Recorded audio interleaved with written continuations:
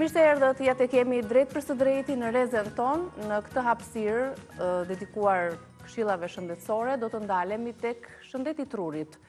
Truri është komandanti ynë i heshtur dhe në një botë ku lodhja, stresi, emocionet, ngarkesat bëjnë të vetën, truri është ai që e para duhet të ketë karburantin më të shëndetshëm për të furnizuar mirë në mënyrë që të gjitha këto stres e ngarkesa ditore t'i përballojë me sukses. Shumë njerëz ankohen për lodhje, për kujtesë të dobët, për përqendrim të dobët, për një tru të mjegullt. Pastaj problemet e tjera të shëndetit mendor janë fazë tjetër, por si të veprojmë përmes ushqimeve, përmes rutinave të ndryshme, që të kemi një tru të shëndetshëm, të ushqyer mirë. Lidhemi me një herë në Skype me Altin Jokën për të diskutuar dhe për na dhënë këshilla të vlefshme sot, për të marrë një informacion të duhur për ta nisur ditën me energjinë e duhur përmes trurit tor. Përshëndes Altin. Mirëmëngjes, ju uroj juve dhe stafit dhe gjithë njerëzve që na po na ndjekin një ditë sa më të paqës dhe sa më shumë shëndet. Unë do të ngacmoj pak, pash që ishe duke pirë një çaj, të ngacmova dhe gjatë publicitetit. Ti si e ke nisur ditën sot? Se për pak menduam po pi Altini kola. Jo. Kjo është një ujë i cili unë përziej zakonisht disa çajra dhe kryesisht përziej çajin e boronisës së egër, çajin e trëndafilit e egër, shumë pak ginger dhe i përziej me ujë. Pra i pi dhe gjatë ditës apo edhe kur ushqehem, duke mos i konsumuar në formë koncentrate shumë të fuqishëm si çajra, por duke i holluar pak më shumë. Ndërsa ditën unë e kam nisur me një kafe, se zakonisht me një kafe nis, kështu që kam një kafe pi në ditë dhe atë kafe e pi në mëngjes. Po. Gjithsesi, do na shoqërosh me këtë çaj, unë ujë kam këtu, ujë më kanë dhënë sot. Gjithsesi do ta konsideroj edhe këtë çajin. Unë ish më mirë, kështu që sipas mundësive çdo njeri. Atëherë, le të flasim për lidhjen që kanë ushqimet dhe funksionet e trurit. Pse truri ka nevojë për një karburant të shëndetshëm në mënyrë që si një komandant i heshtur i trupit ton të na udhëheq për të gjitha veprimet, mendimet, gjithçka tjetër që ne kryejmë përgjatë ditës. Së pari më lejoni t'ju them gjithë tyre që po na ndjekin, ose ata që do kenë mundësi të na ndjekin në YouTube, më vonë, që mund të shikojnë këtë emisionin, unë them ta dëgjojnë me kujdes, t'ia çojnë dhe të përçojnë të tjerëve, sepse besoj që problematika që do të trajtojmë sot këtu, edhe pjede s'para më kanë ftuar për studio tjera, po edhe koha e gjatë të cilën do t'i trajtojmë, pra do jetë një gujë e gjatë, midis së tjerave do jenë shumë të rëndësishme dhe thelbësore, dhe sidomos në qoftë se do më pyesni, nuk e di nëse do vinë një pyetje për problemet e disa recetave kryesore për kujtesën. Me shumë interes, po. Me mjergullin e trurit, për qëndrimin e tjerë, sepse rreth 35% të rriturve raportojnë probleme të mjergullës së trurit. 40% njerëzve mbi 50 vjeç kanë humbje të lehtë të kujtesës. 20% të adoleshentëve 18 deri në 25 vjeç raportojnë probleme me kujtesën dhe përqendrimin. Më shumë se 80% të njerëzve kanë probleme me menaxhimin e stresit, të ankthit, të gjumit dhe 1 në 3 persona gjithmonë ka probleme me humbjen e përqendrimit. Kjo tregon që është shtuar në mënyrë shumë të madhe dhe të gjithë janë të përfshirë brenda këtij emisioni për ato këshilla që ndoshta do japim dhe ndoshta do jenë të vlefshme, modestisht. Tani më pyetet për problemin e Mos duhet i shohim të gjitha këto probleme ose një pjesë të konsiderueshme tek pjata që ne konsumojmë? Jo vetëm te pjata. Nuk është vetëm pjata që është thelbësore, sepse shëndeti jonë nuk është vetëm ushqimi, është diçka më ndërlikuar dhe më e përbërë, pra ka komponentë ndryshëm. Por unë mendoj këtë. E para ne do të kuptojmë që truri do 20%, pra përdor 20% të gjithë energjisë të trupit tonë. Megjithëse peshë e tij është 2%. Pra imagjinoni çfarë rëndësie ka truri. Pra është superkompjuteri që komandon çdo gjë në jetën tonë. Dhe patjetër që ai ka nevojë për atë karburantin që u that. Pse ka nevojë për këtë karburantin? E para për të luftuar inflamacionin, e dyta për marrë nivelin e vitaminave, aminoacideve, mineraleve që të funksionojë sa më mirë. Patjetër është një nga rregullat kryesor komunikimi i zorës dhe i trurit, që është nga lidhjet përmjet nervit vagus kryesisht, dhe problemin për të ulur nivelin e stresit dhe që ne të kemi memorizim, të kemi nivel emocional të mirë, të kemi një shëndet mendor të mirë, të kemi dhe një gjumë të shëndetshëm që do na sjellë, sepse gjumi i shëndetshëm Harin është i lidhur me 12 vjet të jetë son. Pra 12 vjet shtohet jetë gjatësia nëse ne kemi një gjumë të shëndetshëm. Tani çfarë ndodh tek truri?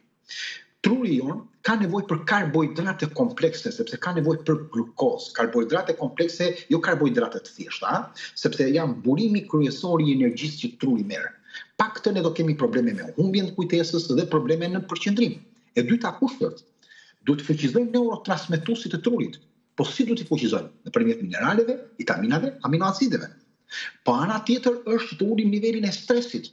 Niveli i stresit do ulet nga në aspekti i disa vitaminave antioksidant dhe acideve yndyrore të cilat krijojnë një plasticitet nëpërmjet neuroneve të trurit. Dhe një elementet kryesor është dhe ulja e inflamacionit në të gjithë trupin tonë.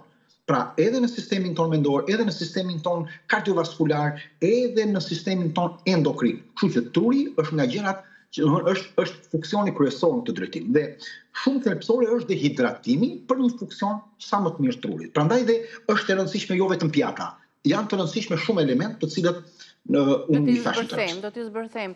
Unë do doja të dija për ata që na ndjekin, cilat janë ato shenjat apo ato simptomat që tregojnë se truri ynë ka nevojë për ndihmë. Pra çfarë ndodh? Kur ne nuk i kemi të gjitha. Për shembull, ndoshta haresa siç ju e përmendët, lodhje mendore, kjo mjergulla e trurit që duhet zbërthyer, çfarë është?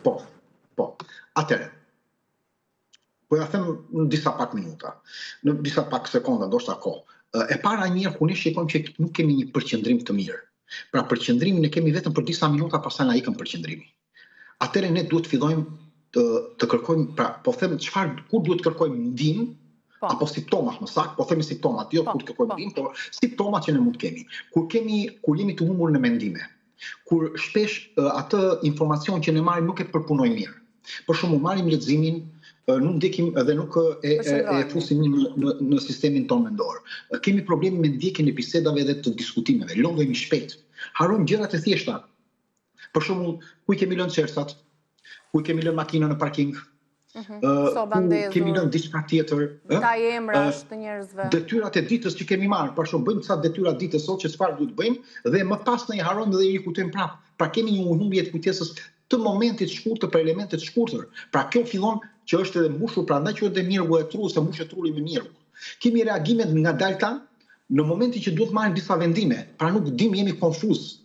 Në ana tjetër mund të kemi probleme edhe si një boshllëk brenda trurit tonë. Kemi një mungesë të humbjes së interesit për gjërat në jetë.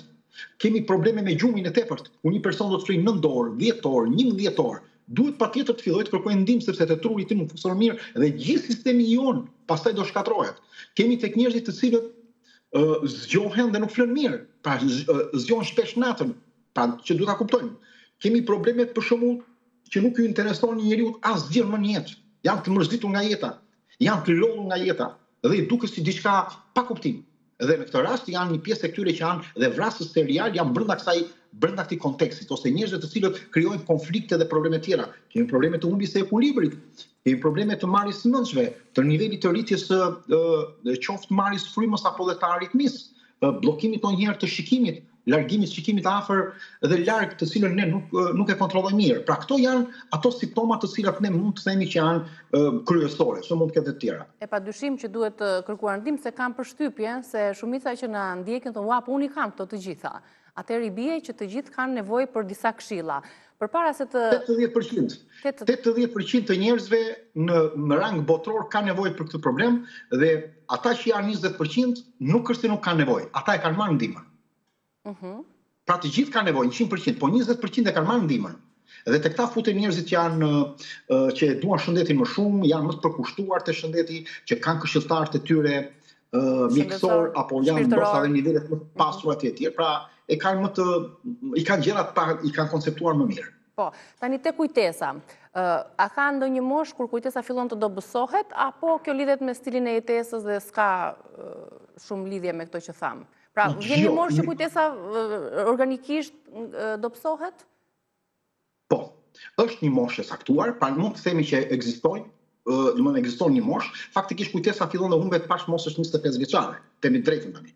Por, ne dim shumë mirë që kujtesa kur fillon mosha, sidomos mosha 45-50 vjeçare, fillon dhe bie. Pra kjo bie. Kemi një vështirësi në kujtimin edhe të emrave të njerëzve, të detyrave që kemi bërë, të kohëve që kemi kaluar. Pra kjo është pak normale. Në qoftë se kalohet ky limit, atëherë tregojmë që kemi probleme. Kur arrim moshën pas 70 vjeç, dihet që gjithë çrregullimet kognitive të sistemit mendor, pra problemet që rriten me demencën, ne dim shumë mirë që edhe problemi i plastikës brenda trurit tonë zvoglohet dhe patjetër që ne kemi nevojë për trajtime. Pra pas moshës 70 vjeç zakonisht fillojnë kjo. Pra është një moshë rreziku, por kjo nuk do të thotë që kjo ndodh te të gjithë. Sepse kemi njerëz që janë 80, 85, 90 vjeç dhe kanë një kujtesë si shkëlqyer. Dhe kush ka ndikuar këtu? Ka ndikuar pikërisht gjithë cili i tyre jetesës. Që do të thotë, kujtesa varet nga shumë elementë. Varet nga niveli i stresit, varet nga leximi, varet nga ajo që ke memorizuar, varet nga gjenetika, varet nga dieta, varet nga ushqimet e tepërta me sheqer dhe yndyrna të këqija, të cilat janë shtuar janë 65% kalorive tona ditore merren nga ushqimet e përpunuara. Varet nga aktiviteti, dalja në natyrë, personat që jetojnë pranë detit, pranë natyrës kanë një memorie shumë të madhe. Në qytet memorizimi bie 27%, në qoftë se qyteti sa më i ngarkuar të jetë, pra që është bërë një testim nga Universiteti i Hong Kongut, është parë që njerëzit që jetojnë në qytet kanë 27% të humbjes të kujtesës, problemit demencës, sepse nuk kanë, njeriu është i lidhur me natyrën, nuk është i lidhur me ndërtimin, me betonin, me llaçin. Pra është i lidhur me natyrën. Ne sot jemi futur këtë drejtim. Tjetër kush është? Është gjumi. Në qoftë se ne bëjmë një gjumë cilësor, në qoftë se ne hidratohemi, në qoftë se kemi një socializim, pra jemi të lidhur me njerëzit, atëre më shumë, komunikojmë më tepër, lexojmë siç thash etj, atëre patjetër që edhe kujtesa këto problematika do janë më të vogla ose më të pakta që mund të ndodhin në këtë drejtim. Kur ju përmendët stresin, pra ka një lidhje të ngushtë mes emocioneve dhe kujtesës, pra kur jemi të stresuar i bie që harrojmë edhe më shumë edhe më shpejt? Po, ka një problem. Stresi i vogël, pra stresi i shkurtër është i shëndetshëm. Është një lloj far promovimi për trurin. Pra bën që edhe përqendrimi dhe kujtesa të mprihen, janë një formë lime, sepse faktikisht hormoni kortizoli duhet të jetë në sasinë e caktuar. Në momentin që ky stres kthehet në kronik, niveli kortizolit pastaj bëhet i rrezikshëm dhe bëhet një helm. Dhe niveli i neuronave tona, pra në hipokampusin që është zona kryesore për kujtesën, fillon të dëmtohen. Zvoglohet prodhimi i hormonit të kujtesës. Fillon ajo pjesa e mjerkullit të trurit dhe haresës të shpeshtë. Dhe këtë e kemi nga një studim që ka bërë universiteti, që është një studim brillant, shumë i detajuar, të paktën që unë e kam parë për problemin e stresit kronik nga Universiteti i Harvardit. Është ankthi i cili na sill gjithë këto probleme. Ankthi, shqetësimet tona që ndoshta ato elementë nuk mund të na ndodhin në jetën tonë. Provimet e jetës, problematikat që ne mund të kemi e të tjerë. Dhe janë emocionet e forta që këtë na e dëmtojnë. Nëse ne kemi emocione normale, se patjetër duhet kemi emocione, nuk mund të jemi qenie robotike. Pra ku kemi lajme të mira, të gëzuara, kemi një dasëm, kemi ditëlindjen e dikujt apo kemi marrë një element, ne qendra e emocioneve tona është e jashtëzakonshme, forcon lidhjet midis neuroneve. Dhe këtë e bën që të jetë më fortë edhe kujtesa. Sigurisht, edhe menaxhimi i tyre ka shumë rëndësi. Tona do jenë më të mira kur ne marrim më shumë lajme të mira. Por kur në rastin e na fillon problemi i humbjes të kujtesës, atëherë na ka filluar dhe një probleme brenda me depresionin. Është zvogluar serotonina, është zvogluar dopamina, është disekuilibruar koordinimi i kujtesës dhe ne fillojmë të harrojmë ngjarjet pozitive dhe mund vetëm ngjarjet negative. Në moment që ne kemi harruar ngjarjet pozitive më të mira dhe në mendjen tonë janë regjistruar, janë arkivuar ngjarjet negative, të nderuar miq, jemi në fazat e një depresioni dhe problemit të sëmundjeve mendor. Pra është gazeta e cila gazeta e shkencës më duket e harrova, falësh tani, e cila ka bërë një studim gjatë në 2017 për këtë lloj problem dhe ka parë që një nga fazat e fillimit të depresionit është pikërisht kjo. Pikërisht këto probleme që thamë. Ne do të kalojmë tek disa këshilla ushqimore, bimore, vajrat, pse jo, të cilat mund të na ndihmojnë sadopak në këto problematika që përmendëm, tek kujtesat, tek përqendrimi, tek lodhja mendore. Përpara se të kalojmë pikërisht tek këto këshilla, të lutem trego edhe një herë çfarë e shqetëson trurin ton, përveç se stresit që përmendëm. Cilat janë ato gjëra që ndikojnë negativisht në funksionin e trurit, edhe tek ushqimet. unë e thash më duket, atëre aspekti nivelit të stresit. Përveç stresit, për shembull. Problemi i mos leximit, mos aktiviteti fizik, mos dalja në natyrë, gjumi i dobët, ushqimi dhe dieta e varfër me lëndë ushqyese të acideve yndyrore të omegës 3, omegës 6, apo disa nga vitaminave kryesorë si vitamina B12, B3, B6, zinku, mangani, magnezi, që janë shumë determinante, vitamina C, vitamina A, janë shumë determinante, pra mungesa e një diete të përcaktuar. Problemet gjenetike të ardhura, niveli i stresit shoqëror, pra shoqërimi me njerëzit që pra në aspektin social që ne kemi disa nga problemet kryesore. Njerëzit toksik. Njerëzit toksik që mund të na stresojnë. Njerëzit toksik mund të themi, po s'janë vetëm njerëzit toksik, po dhe marrëdhënien që ne krijojmë.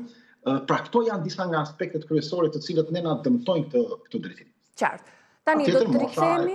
Po, do të rikthehemi më njëherë pas reklamave të shkurtra për të dhënë këshilla të vlefshme për gjitha këto problematikat që ne shtruam me Altinin. Rikthehemi shumë shpejt. Rikthehemi në këtë pjesë të dytë pasi diskutuam me Altin Jokon rreth simptomave që tregojnë se truri ynë ka nevojë për ndihmë. Tani do të tregojmë realisht se për çfarë ndihme ka nevojë truri ynë. Përshëndetemi edhe një herë me Altinin. Ushqimet, bimët, vajrat, sugjerimet e tua Altin, pikërisht për problematikat që diskutuam. Atëre, se ne folëm gjatë për fillimin, ndoshta njerëzit janë të interesuar më shumë direkt për problemet ushqimore, për problemet e disa bimëve, suplementeve bimore, tjetër që mund ta përmirësojnë këtë, por duhet i thonin disa gjëra nga se vinë, çfarë është ndërtuar truri dhe kush janë elementet kryesorë. Midis tjerëve mos harrojmë që përveç stresit janë dhe toksinat që kanë ndikuar te ai problemi që më pyetët një pyetje më parë, para kësaj është dhe stresi, është niveli i konsumimit lartë i drogave, i alkoolit, i duhanit, të cilën ne dëmtojnë këtë gjë.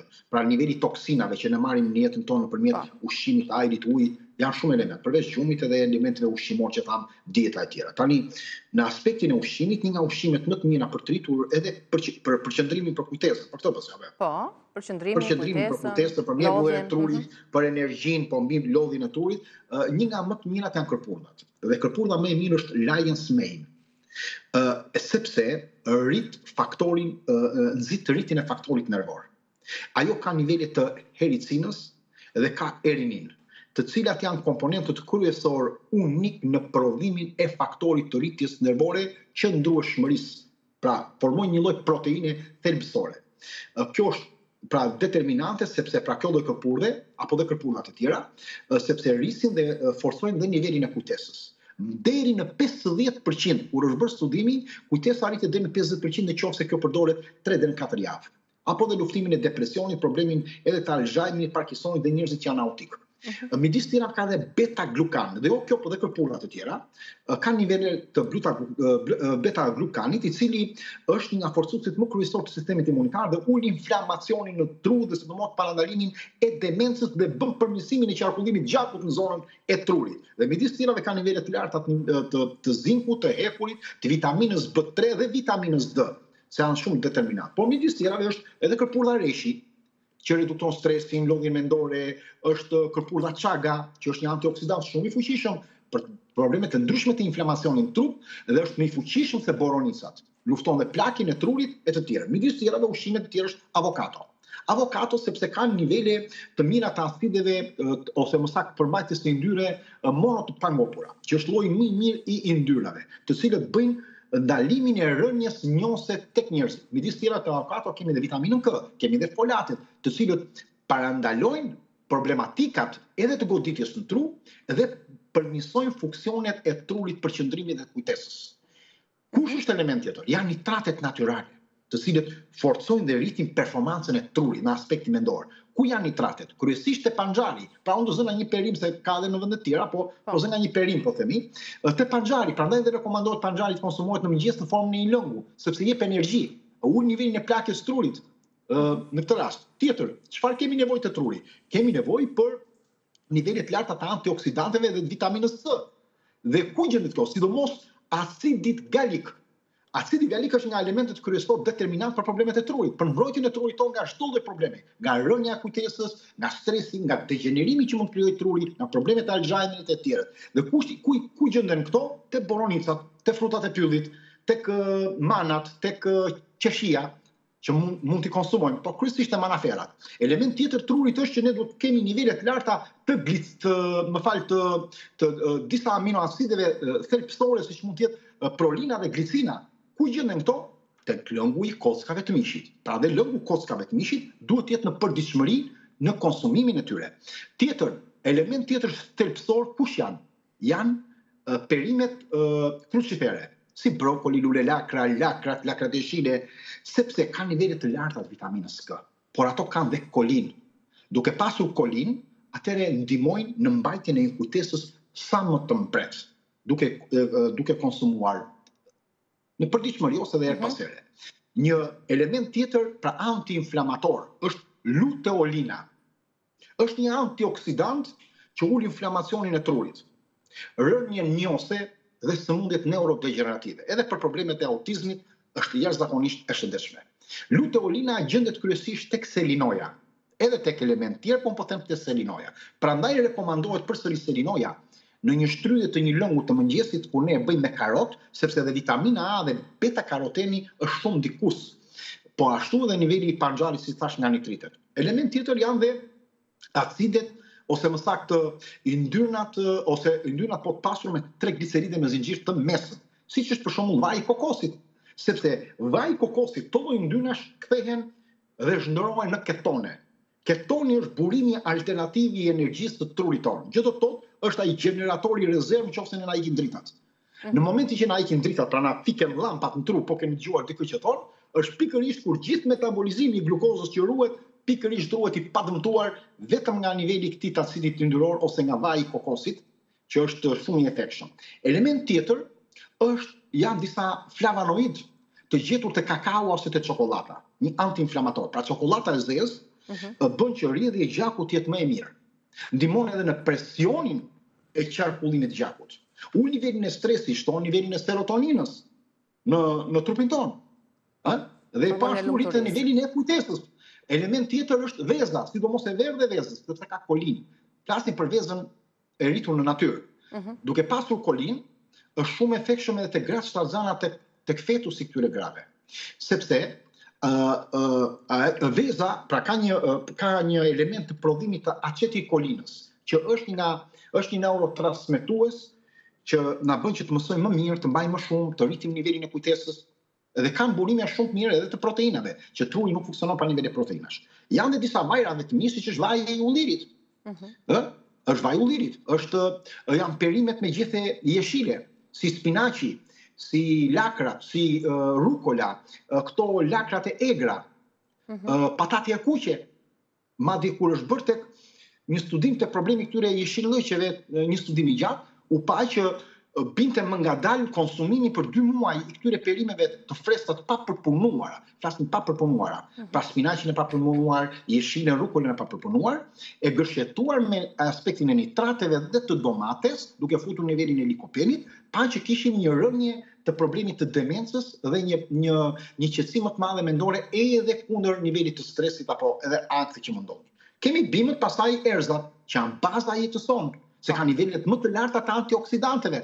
Dhe bimët më të mira janë borziloku, është trumza, është rozmarina që duhet përdorur tek sallatat e ushqimit, tek koriandri, majndanozi, pastaj vjen peshku, po unë do ta rekomandoja shumë peshkun sepse ka më shumë mërkur dhe ka element qi, po të paktën vajin e peshkut ose sardelen, sepse ndihmojnë në parandalimin e shumë problematikave. Pra është një amortizator në sistemin ton nervor dhe është një parandalues i gjithë sëmundjeve neurodegenerative që na ndodhin. Një efekt shumë të mirë ka shafrani indis, ose kurkuma, ose shafrani indis, e kurkuma del si molekull nga shafrani indis, sepse është pikërisht kurkuma që kalon barierën e trurit që njihet për uljen e stresit oksidativ, përmirëson madje edhe humorin dhe ul rrezikun e shumë sëmundjeve apo problemeve të stresit, se është edhe një antiinflamator, por midis tjerave shton dhe nivelin e oksigjenimit në trup. Element shumë i mirë janë aroret, bajamet, arat, kryesisht arat, bajomet, lajthit, stikat, janë shumë të efektshme nga lëndët ushqyese të ngjashme që kanë, sepse kanë dhe nivele të larta të vitaminës C, kanë dhe nivele të disa proteinave, po kanë dhe nivele të acideve yndyrore.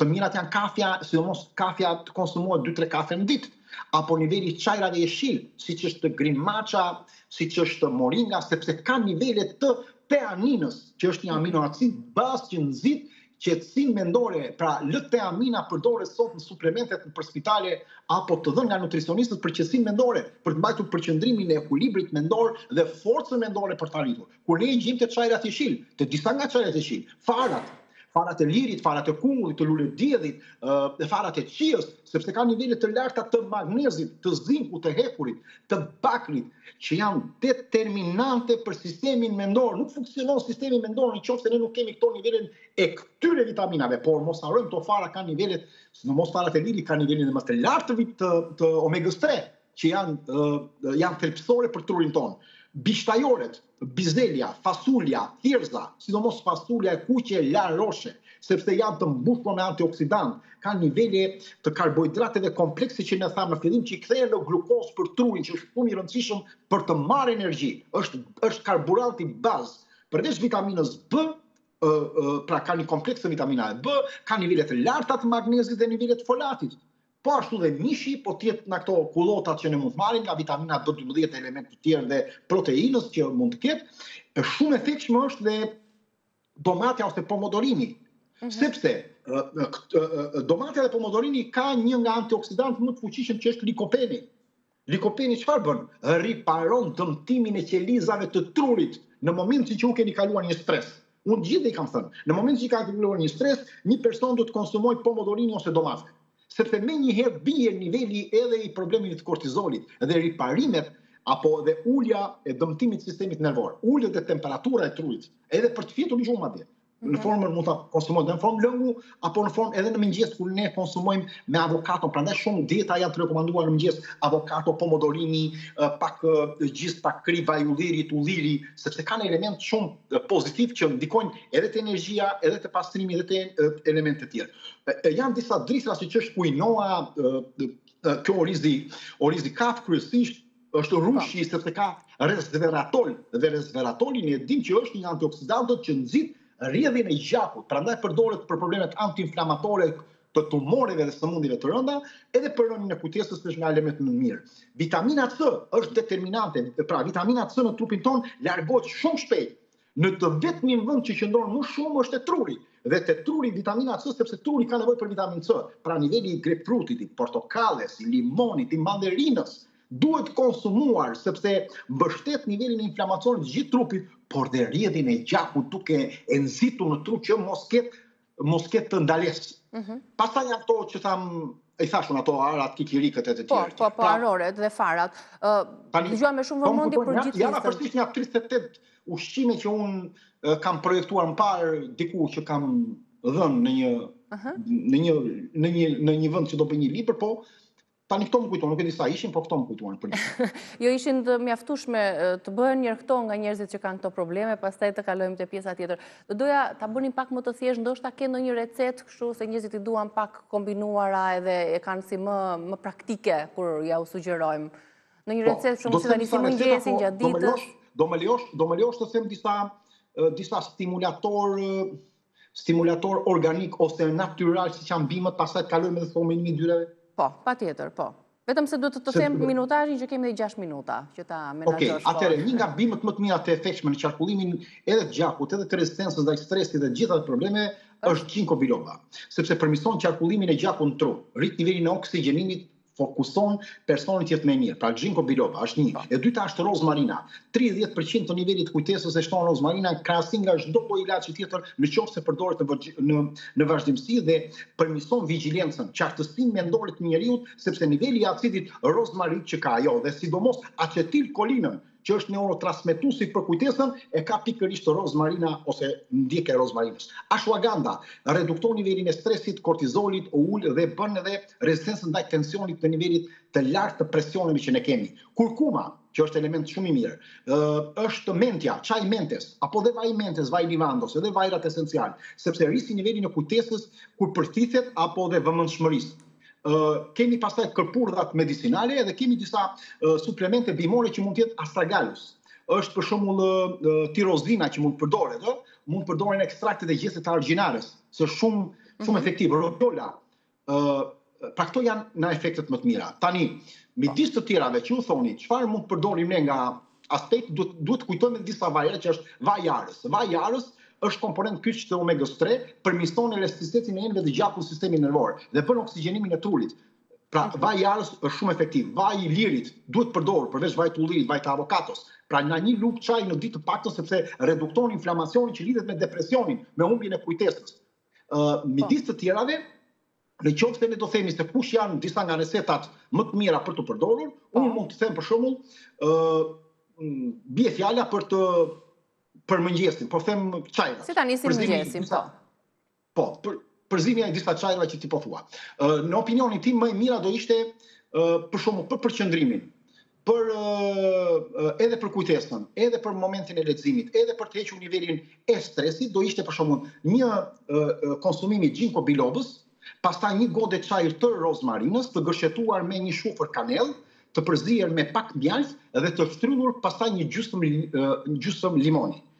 Kjo është një e para. E dyta, kemi për një kujtesë akoma dhe më të fortë ose një kujtesë të mirë, mund të kemi çajin e boronicës, të thatë, pra të egër, të përzier me çajin e xhinxherit ose me xhinxherin e zier, me kanellën dhe me mjaltin. Kemi një lëndë ose një smoothie që mund të përdorim, është për shembull pak boronicë të freskët, pra një fixhan, një banane, sepse ka nivel potasiumi dhe rrit dhe nivelin e magnezit, një lugë gjelle fara liri, një lugë çaj plur të kakaos, dhe një gotë qumësht ose një fixhan qumësht të bajames ose të kokosit, dhe një lugë çaj ose kafeje vaj të kokosit. I fusim në një blender dhe i përdorim. Në qoftë se do të kemi një nivel të antistresit, në qoftë se kemi stres të larta, mund të përdorim të një ashwagandha, një çaj të kamomilit bashkë dhe përzierje e çajit kamomilit me pak shafran në fund dhe pak mjalt. Gërshetimi ginkgo bilobës me ashwagandhën është përmirëson rrit kujtesën deri në 25% në 8 javë kur është bërë tek Gazeta e Neuroshkencës një studim. Element tjetër kush është? Konsumimi i çajit të xhinxherfilit, të trumzës dhe kjo kërpulla Lion's Mane, e cila mundet të konsumohet dhe veç dhe pak kakao e përpunuar. Pra hidhet brenda në një gotë ose në një frulatur që mund të konsumohet, por kryesisht më është më mirë çaj trumze, çaj xhinxheri dhe pak kakao. Pra një majluk kakao që mund ta konsumojmë dhe po të ketë mundësi edhe pak vajin e kokosit. Këto mund të jenë reseta. Qoftë do reseta të tjera ose diçka tjetër. Shumë interesante. Tani, përveç se të gjitha ushqimeve, bimëve, vajrave që rekomandua dhe që ishin shumë të vlefshme për këdo. Ka dhe elemente të tjerë që funksionojnë trurin. Rituale të tjera, mënyra të tjera përveç ushqimit. Po, shumë mirë. Atëre, kush është? Atëre, për mendimin tim, një element i mirë është esja në natyrë. Hesja në natyrë 20-30 minuta është vërtetuar që ul 35 dhe 45% nivelin e stresit dhe të problemeve të sëmundjeve mendore. E dyta, kush është element kryesor? Që ku qojmë në mëngjes, orën e parë në qoftë se ne nuk merremi me telefonin, pra nuk merremi me teknologjinë, rritet 25% kujtesa.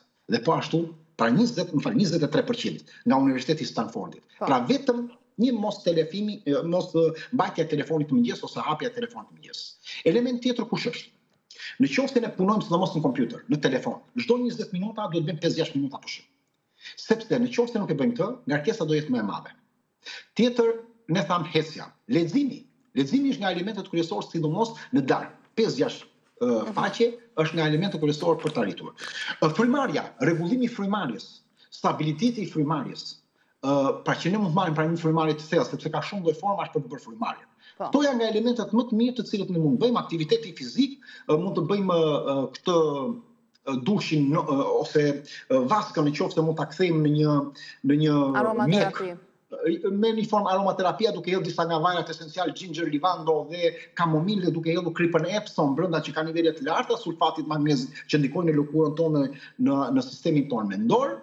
Pra shumë e mirë, dhe pak ushqimore, pra te kjo mund të bëjmë disa terapi të akupunkturës, pra me anë të këtyre gjilpërave të vogla, mund të bëjmë haloterapi në një terapi të kripës, dalin në bregdet, dalin në natyrë dhe komunikimin nëpërmjet njerëzve. Edhe këto të tjera. Pra mund të jetë disa nga këto elementet, falja, lutja, meditimi, patjetër që janë elementë të shëndetshëm.